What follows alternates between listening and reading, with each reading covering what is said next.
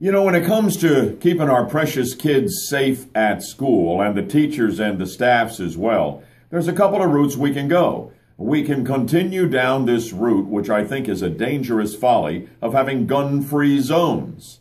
In the name of safety, we have gun-free zones. Nobody in a school has a gun. And of course, every would-be mass killer knows that. And that fact of gun-free zones becomes a magnet for these occasional, horrible mass shootings.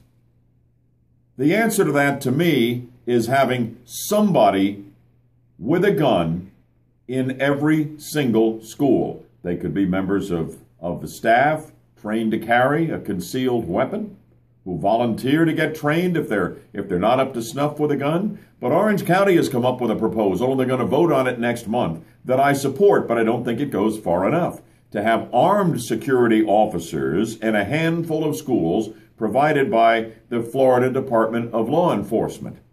What I think we need to do is have armed police officers, at least one in every school, stationed inside the front door the entire day, every day school is in session. And my plan that I revealed on the radio to staff this and pay for it makes perfect sense to me and won't cost taxpayers an extra penny.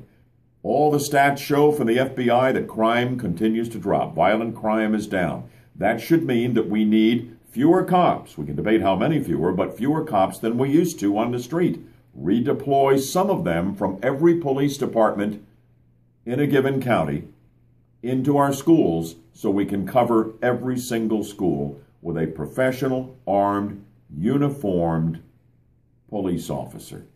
What a deterrent to the kind of mayhem we have seen too often in schools across this country. I salute Orange County.